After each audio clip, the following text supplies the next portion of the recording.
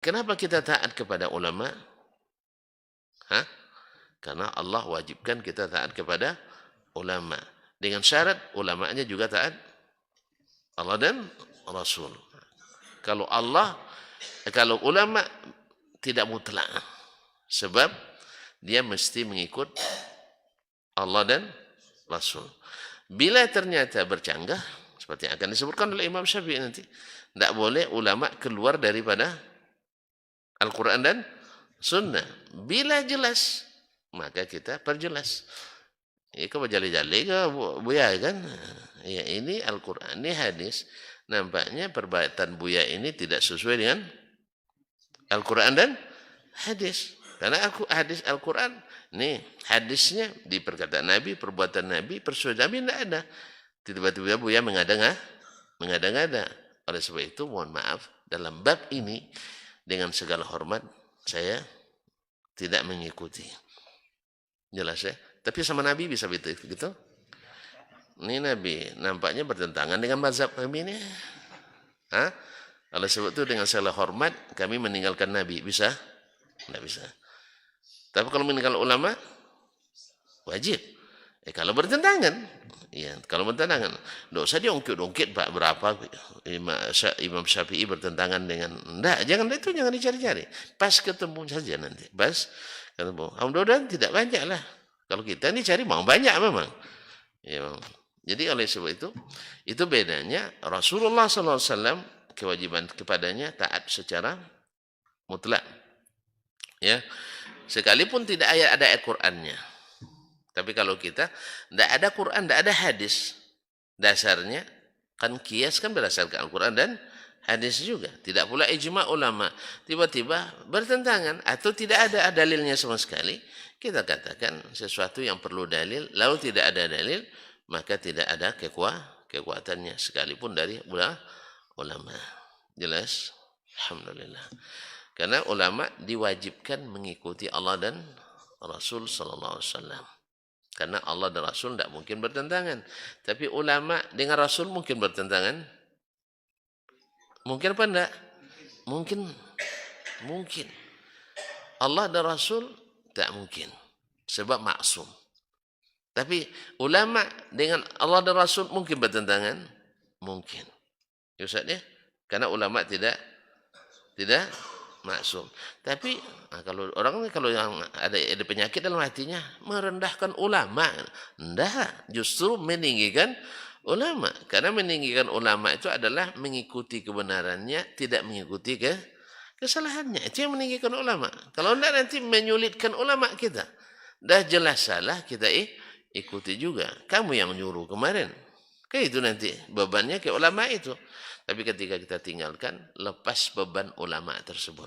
Makanya kaum muslimin dan muslimat dirahmati Allah. Itu hikmahnya kenapa Imam Syafi'i juga mengatakan, Inni atamanna ayyukhadha hadzal ilmu minni kulluh wa la yunsabu minhu ila nafsi syai'un.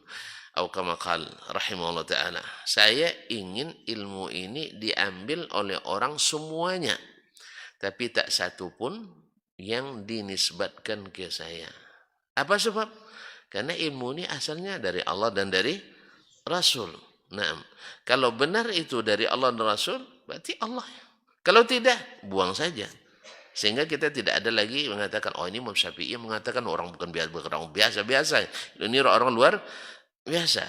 Ya, karena Imam Syafi'i ingin supaya kita tidak terpengaruh oleh nama besarnya dia. Karena nama besar Allah dan Rasul jauh di atasnya. Maka dia bilang, tidak dinisbatkan ke saya. Sebab kalau dinisbatkan ke Imam Syafi'i, segan kita. Apalagi dinisbatkan ke Ustaz Dasman aja, dah segan kita sebagian. Sebagian, tidak semua memang. Ya, sebagian. Dah segan itu. Apalagi kalau dinisbatkan pada Allah dan apalagi dinisbat kepada Imam Syafi'i. Apalagi kalau dinisbat kepada Imam Syafi'i. Berapa banyak orang menolak pendapat yang benar dengan berperisaikan kepada imam ulama, ya kan? Misalnya benar dari Ustadz Syanu misalnya. Hadis ini tidak sahih. Lalu kita cari ulama yang mensahihkannya. Yang dia sebenarnya dalam mensahihkan keliru. Oh, tidaklah sebanding Ustadz Dasman dengan Syekh Kabir. Gitu kan.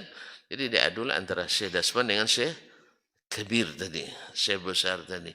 Ya jelaslah orang yang kelasnya internasional diadu dengan kelas lokal, kalah lah kita.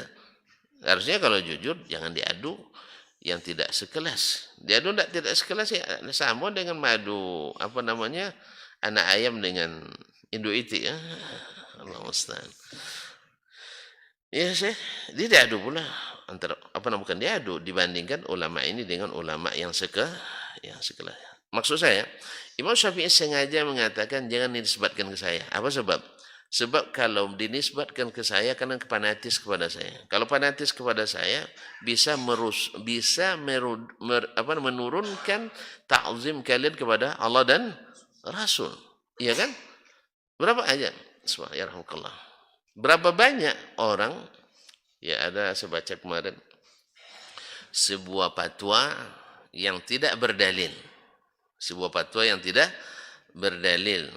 Ada fatwa dari suatu lajnah fatwa di salah satu negara mengatakan bahwa meminta tolong, meminta bantuan, meminta dengan makna berdoa kepada para nabi dan rasul, malaikat, wali yang sudah mati ya berdasarkan dalil-dalil syar'i semuanya dibolehkan. Lalu diminta oleh orang, mana dalil syar'i itu yang membolehkan itu? Ya, mana Al-Quran yang membolehkan, mana hadis yang membolehkan, mana ijma' sahabat atau ijma' ulama yang membolehkan berdoa ke kuburan wali. Itu Pak. Lalu ditanyakan mana dalilnya? Apa dalilnya? Dalilnya sorbannya Syekh Fulan. Kan sorban Syekh, besar sorbannya. Berarti dia, itulah dalilnya. Paham tak? Tak paham dia. Jelas, tidak usah paham lah. Bikin masalah aja nanti. Saya ulang kembali. Mereka memfatwakan sebuah lajnah fatwa terhormat. Ya, tapi sebagian menyebutkan ini bukan lajnah ifsad, tapi lajnah ifsad, merusak. Yaitu boleh minta kepada wali di kuburan. Pergi ke kuburan Nabi, ya Rasulullah, tolong beri saya anak. Ya Syekh Fulan, tolong beri saya rezeki, lancarkan perdagangan saya. Boleh apa enggak? Antum melawan ulama besar antum. Melawan ulama besar di dalamnya. Mereka bilang kan bahasa mereka itu kan kalau mereka yang mengatakan apalagi atas nama lembaga terhormat kan. Tentu orang akan mengatakan kalau mereka bilang berdasarkan dalil-dalil syariat. Dalil syariat itu apa? Al-Quran, hadis, ijma', qiyas. Ya kan? Bahwasanya tidak dilarang meminta apapun kepada orang yang sudah meninggal. Karena ibabnya adalah bab tawassul, bab minta secara apa namanya? Minta koneksi, minta apa? Semacam syafaat dan sebagainya. Paham saya? Misalnya antum nak bertemu dengan Pak Wali Kota. Jelas? Minta apa biasanya? Minta piti lah. Kalau kota tu pasti nak minta piti, tak mungkin minta bini kan? Nah, minta piti. Habis itu antum tahu saya dekat dengannya. Antum minta tolong ke saya. Jelas? Itu qiyas yang dipakai. Baik kaum muslimin dan muslim. Ini di waktu hidup mungkin apa tidak? Mungkin. Kalau mati dia sendiri minta didoakan. Nah, ini yang difatwakan oleh para ulama tersebut. Bahwasanya berdasarkan dalil-dalil syar'i. Apa dalil syar'i? Al-Quran dan hadis. Tidak ada larangan meminta dengan makna berdoa tadi, minta sesuatu yang tidak ada kemampuan dia untuk mengabulkannya. Seperti minta dimenangkan. Misalnya orang Palestina berjihad melawan Israel. Tolong menangkan mereka. Bisa mereka? Bisa? Ini diminta kepada siapa? Kepada Allah. Atau umat Islam hari ini dirongrong dan direndahkan, minta kepada syekh, bisa? Minta ke mana? Wa sa'alta fas'alillah wa ista'anta fasta'in billah. Ini dalil syar'i. Lalu mereka mengatakan berdasarkan dalil-dalil syar'i bahwa minta kepada selain Allah itu yaitu nabi yang sudah mati, wali yang sudah meninggal, apalagi malaikat dan sebagainya, dibolehkan berdasarkan dalil-dalil syar'i. Dalil syar'i apa tadi? Al-Quran. Tapi mereka tidak menyebutkan satu pun dalilnya. Jelas? Lalu ada netizen yang bilang, mana dalil-dalil syar'i itu Pak Buya? Marahlah netizen yang lain. Dalilnya adalah sorbannya syekh-syekh itu. Kamu kan tidak bersorban. Syekh itu bersorban. Paham tidak? Ini bahasa kiasan Pak. Ini ulama godang doang siapa? Kan itu maksudnya. Lambat juga pahamin Pak. Ini yang berfatwa ulama-ulama besar, kamu siapa? Kan itu. Jadi kan jangan minta dalil lagi. Kalau ulama sudah berfatwa jangan minta dalil. Paham tak? Ikut aja lah. Masa tidak percaya ke ulama? Itulah kalau saya curi saya. Masa enggak percaya sama ulama? Kan itu lebih kurang tuh. Jadi dalilnya apa? Itu sorban mereka. Jelas? Jadi ternyata tidak bisa dikeluarkan. Memang tidak ada dalilnya memang. Yang ada adalah dalihnya saja. Yang ada adalah dalil. Adapun dalil nanti bisa ada dalil yang salah dipahami atau itu namanya dalil. Atau dalil yang tidak sahih dari Nabi. Yaitu hadis-hadis palsu. Nah, kaum muslimin dan muslimat di Ramadan. Jadi tidak ada dalil sama sekali. Dalil tidak ada. Nah, kalau tidak ada dalil nanti diada-adakan dalilnya. Sebab kaum muslimin kalau nak jujur ulama tersebut, ini kan termasuk yang tidak jujur ini. Kalau nak jujur mereka, coba kita buka lembaran para sahabat saja. Kan ini generasi percontohan. Di bersama mereka ada kuburan manusia termulia sepanjang sejarah. Siapa beliau? Bahkan sejarahnya sampai ke akhirat nanti beliau yang pertama masuk surga. Kuburannya di mana? Di Madinah. Nampak kuburannya? Jelas kan? Ini ada pula yang kirim foto kuburan para anak 25 nabi dan rasul kan. Macam manusia ini semuanya ada. Jadi banyak jadi orang bilang dari dulu tidak diketahui kuburan, sekarang tidak ada 25 foto kuburan nabi dan rasul. Mau beli tidak? Sama Pak jadi salah seorang subscribernya. Menarik judulnya.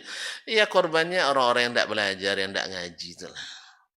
Sama juga bahwasanya negara Arab Saudi, Muhammad bin Salman sudah mengumumkan akan membuang mazhab Wahabi katanya. Ya. Itu saya dengar ceritanya. Lain yang ceritakan, lain narasi yang dibuat. Jadi macam tidak pandai aja orang dunia ini bahasa Arab. Lain diucapkan oleh putra mahkota hafizahullah, lain pula yang diterjemahkan oleh sang pembuat narasinya, naratornya. Paham Pak? Anak sekarang bercerita, ini kebeginian anak cerita, kalau diterjemahkan oleh ini buat narasinya. Ustaz Dasman mencaci maki mazhab Imam Syafi'i. Lalu disebarlah video kayak gini. Akhirnya yang memang tidak suka sama Dasman pasti tepuk tangan, Mbak. Ternyata Ustaz Dasman dah tobat. Dah tobat. Allah musta'an. Jadi memang kalau saya tengok memang korbannya rata-rata adalah orang yang tidak ngaji, yang tidak berilmu, yang suka ceramah, kelas gelak-gelak dan ketawa. Ya. Akhirnya begitulah kaum muslimin dan muslimat dirahmati Allah.